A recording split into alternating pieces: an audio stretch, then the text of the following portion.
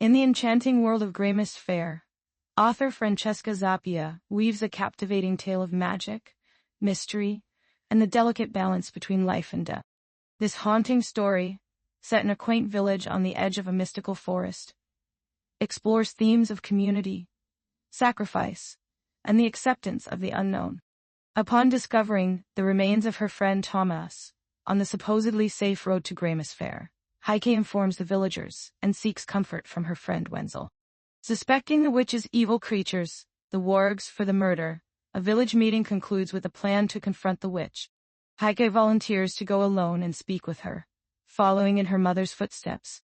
The villagers are skeptical, but Heike is determined to protect them. Heike ventures into the forest, guided by the mysterious Dr. Death, who provides her with a sprig of sage for protection. Pursued by shadows and the ominous presence of death, she reaches a cottage and learns that her mother was the witch who made a deal to keep death away from the village. Escaping the darkness, Heike returns to Greymist Fair with Wenzel, revealing the truth about her mother's identity as the witch. In a separate subplot, a magic-loving prince and his companion, Averin, join a caravan of performers and craftspeople. They arrive in Greymist Fair and witness a performance the villagers enjoy. The prince, however, is more interested in a mysterious young woman in red skirts, whom he later discovers is Hilda, a talented tailor and mother of a little girl named Henrike. The prince offers Hilda a wish in exchange for answering a riddle, and they agree to meet later in the village. Despite spending time with Hilda and her daughter, the prince's negative attitude toward children causes tensions with the villagers. Determined to grant Hilda's wish, he continues pursuing her. A tense confrontation leads to Hilda wishing for the prince to turn into an ugly fish and dwell in Grey Lake until his magic runs out. Forced to obey, the prince leaves Averin to search for him in vain before deciding to leave Greymist Fair. Meanwhile, Liesel grieves for her brother Thomas and struggles with her feelings for Hans. In her grief, she experiences visions of Thomas and discovers a knife linked to Jürgen, a local butcher. As the village prepares for winter festivities, Liesel tries to move on, but the lingering darkness of the witch's legacy and her suspicions about Jürgen continue to haunt Greymist Fair. Investigating Jürgen's shop, she finds a hidden door and rescues several missing children, including young Oliver. Jürgen attacks Liesel, but she wounds him and escapes with the children. Liesel is pushed into a well and disappears. Katrina seeks companionship and befriends Hans, exploring the lakeshore with him and discovering a mysterious creature's carcass. Locally, a fisherman, Fritz, encounters a speaking flounder in the lake, which offers to grant wishes in exchange for answering riddles. Hans manipulates Fritz into making wishes on his behalf, becoming the king of Greymist Fair, banning fishing, and forcing the villagers to serve him in his castle, transforming the village drastically.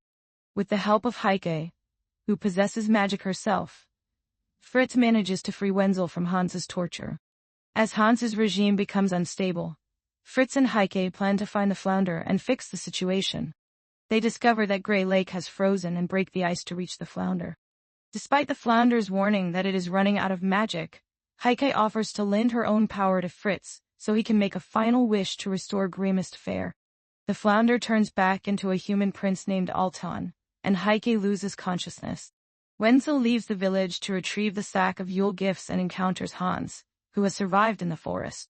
Hans threatens Wenzel with a knife, demanding to be taken back to the village and accepted. Along the way, Hans provokes Wenzel, causing his fear to attract the wargs. The horse carrying them bolts, and wargs give chase.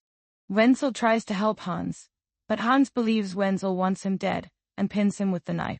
As the wargs close in, Wenzel tries convincing Hans that the villagers don't care about him, and that Greymist Fair isn't his home anymore. Wenzel manages to escape Hans and the wargs, returning to the village with a sack of Yule gifts. He reunites with Heike, who has recovered from her ordeal with the flounder. They confront Death, who has been watching the village with the wargs. Heike and Wenzel offer Death a chance to live in harmony with the villagers, but only if they promise not to harm them and release the wargs. Death agrees, and the wargs are set free. As the village celebrates Yule, Heike and Wenzel invite Death into their homes, promising to help the villagers accept.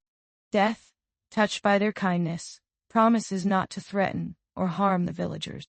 The three of them walk hand in hand back to the inn, where Death is welcomed as a new friend.